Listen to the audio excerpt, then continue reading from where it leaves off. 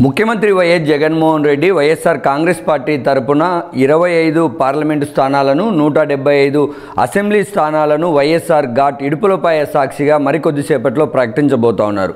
అయితే ఈ జాబితాలో ఎంతమంది ఉంటారు, ఎంతమంది కొత్త ముఖాలు ఉంటాయన్నటువంటి చర్చ జరుగుతున్నటువంటి నేపథ్యంలో ముఖ్యమంత్రి వైఎస్ జగన్మోహన్ రెడ్డి గారి సొంత ఇలాకా అయినటువంటి ఉమ్మడి కడప జిల్లా నుంచి ఎవరెవరు ఏ స్థానాల నుంచి పోటీ చేస్తారన్నటువంటి చర్చ చాలా ఆసక్తికరంగా మారుతోంది. ఇప్పటి వరకు మనకు ఉన్నటువంటి సమాచారం మేరకు రాజంపేట తాజా ఎమ్మెల్యే మేడ మల్లికార్జున రెడ్డి స్థానంలో ఉమ్మడి కడప జిల్లాకు జెడ్పీ చైర్మన్గా పనిచేస్తున్నటువంటి ఆకేపాటి అమర్నాథ్ రెడ్డిని ఇప్పటికే సమన్వయకర్తగా నియమించారు. ఆయనే ఎమ్మెల్యే అభ్యర్థిగా ఉండబోతా ఉన్నారు. మిగిలిన 9 అసెంబ్లీ స్థానాలకు సంబంధించి ముఖ్యంగా వైఎస్ఆర్ జిల్లా కేంద్రమైనటువంటి కడప నగరానికి సంబంధించి ఇప్పుడు తాజా ఎమ్మెల్యే అంజాద్ బాషా ఉన్నారు. ఆయనకి మైనార్టీ శాఖతో పాటు ఉప ముఖ్యమంత్రి హోదాను కూడా వైఎస్ జగన్మోహన్ రెడ్డి గారు కల్పించారు.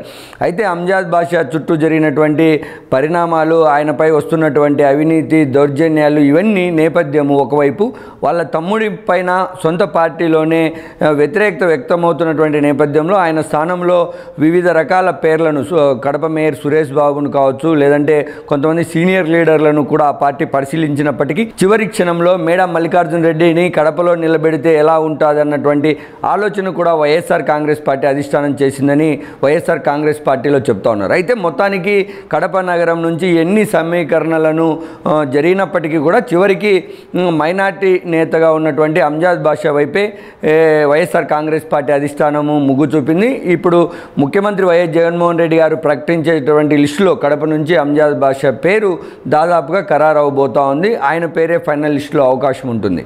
మరొకవైపు బద్వేలు నుంచి డాక్టర్ సుధా ఉన్నారు ఎమ్మెల్యేగా. ఆమె స్థానంలో కూడా మార్పులు చేర్పులు ఉంటాయని అక్కడ ఉన్నటువంటి విశ్వనాథ్ రెడ్డి ఆమె వ్యవహార శైలిపైన ఫిర్యాదు చేసినటువంటి నేపథ్యంలో అక్కడ ఎమ్మెల్యే అభ్యర్థి మారుతారన్నటువంటి ఊహాగానాల నేపథ్యంలో అధిష్టానం డీసీ గోవింద్ రెడ్డికి విశ్వనాథ్ రెడ్డికి మధ్య సయోధ్య కుదిర్చింది. విశ్వనాథ్ రెడ్డికి పార్టీలో అదనపు సమన్వయకర్త హోదాని ఇచ్చి డాక్టర్ సుధాను ఇద్దరిని కలుపుకొని పోవాల్సిందిగా ఆదేశించింది. దీంతో బద్వేల్లో కూడా ఇప్పుడున్నటువంటి తాజా ఎమ్మెల్యే డాక్టర్ సుధానే అభ్యర్థి అవబోతా ఉన్నారు.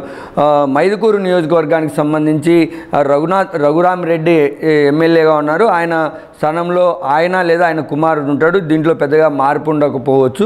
అంటే మొత్తానికి కమలాపురంలో పోచంరెడ్డి రవీంద్రనాథ్ రెడ్డి అభ్యర్థిగా ఉండబోతా ఉన్నారు. అదేవిధంగా జమ్మలమడుగులో సుధీర్ రెడ్డి డాక్టర్ సుధీర్ రెడ్డి ఉండబోతా ఉన్నారు. ఈయన పైన అనేక అవినీతి ఆరోపణలు వచ్చినప్పటికీ వైఎస్ కుటుంబం పట్ల ఆయనకు ఉన్నటువంటి విధేయత కావచ్చు. అక్కడ జమ్మలమడుగు నియోజకవర్గంలో ఆల్టర్నేట్గా మరొక నేత లేకపోవడం కూడా సుధీర్ రెడ్డికి ప్లస్ పాయింట్ అయింది. దాంతో ఆయననే కొనసాగించే అవకాశం ఉంది. రైల్వే కోడూరులో కొరముట్ల శ్రీనివాసును మార్చాలని అధిష్టానం ఒకానొక దశలో ఫిక్స్ అయిపోయింది. అక్కడ చాలామందిని గుంటి ప్రసాద్ లేదా కొత్త అభ్యర్థులను కూడా అక్కడ పరిశీలించింది. అయితే చివరికి కొరముట్ల శ్రీనివాసులనే అధిష్టానము పేరు ప్రకటించే అవకాశం కనిపిస్తుంది. ఎందుకంటే ఈయన ముఖ్యమంత్రి వైఎస్ జగన్మోహన్ రెడ్డి వైఎస్ఆర్ కాంగ్రెస్ పార్టీ పెట్టక మునుపు నుంచే కాంగ్రెస్ పార్టీ నుంచే వైఎస్ కుటుంబం వెంట ఉన్నాడు. ఆయన పార్టీకి లాయల్గా ఉంటారు, వైఎస్ కుటుంబానికి లాయల్గా ఉంటారు. కాబట్టి ఆయన పేరు దాదాపు ఖాయమైపోయింది.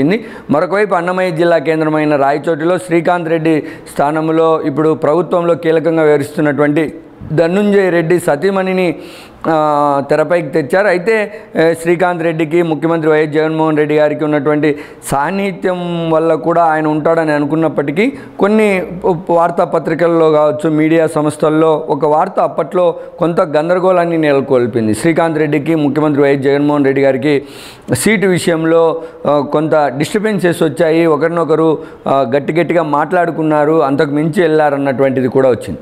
అయితే ఇవన్నీ మీడియాలో వచ్చినటువంటి కథనాలను ఆధారంగా చేసుకుని శ్రీకాంత్ రెడ్డి ప్లేస్లో కొత్త ముఖం ఉంటుంది అనుకున్నారు. కానీ అక్కడ కూడా అలాంటి ఏం మార్పు కనిపించడం లేదు. రాయచోటి నుంచి శ్రీకాంత్ రెడ్డి, రైల్వే కోడూరు నుంచి కొరముట్ల శ్రీనివాసులు, జమ్మలమడుగు నుంచి డాక్టర్ సుధీర్ రెడ్డి, బద్వేల్ నుంచి డాక్టర్ సుధా, కడప నుంచి అంజాద్ బాషా, కమలాపురం నుంచి పోచంరెడ్డి రవీంద్రనాథ్ రెడ్డి, పొద్దుటూరు నుంచి రాచమల్లి శివప్రసాద్ రెడ్డి, అదేవిధంగా ఇంకా ఉన్నటువంటి 3 నియోజకవర్గాలకు సంబంధించినటువంటి వాళ్ళలో పులివెందుల జగన్మోహన్ రెడ్డి గారు, ఏదైతే రాజంపేట పార్లమెంటు అసెంబ్లీ ఒకటి మార్చారు కాబట్టి అక్కడ నుంచి ఆకేపాటి అమర్నాథ్ రెడ్డి ఉంటారు. అంటే దీన్ని బట్టి దాదాపుగా ఎక్కడ వైఎస్ఆర్ జిల్లాలో కావచ్చు, అన్నమయ్య జిల్లాలోని 3 అసెంబ్లీ కాన్స్టిట్యున్సీస్ అంటే ఉమ్మడి కడప జిల్లాలో ఎక్కడే కానీ వైఎస్ఆర్సీపీ అభ్యర్థి రాజంపేట మినహాయించి ఎక్కడా మార్చడం లేదు. పాత వారినే మళ్ళీ అభ్యర్థులుగా ఎన్నికల బరిలో దించబోతా ఉన్నారు. అందరూ ప్రభుత్వం పైన వ్యతిరేకత, ఎమ్మెల్యేల పైన వ్యతిరేకత, సామాజిక సమీకరణలు, ఇన్ని ఈక్వేషన్స్ కూడా వైఎస్ఆర్ జిల్లాలో చేయలేదనిపించింది.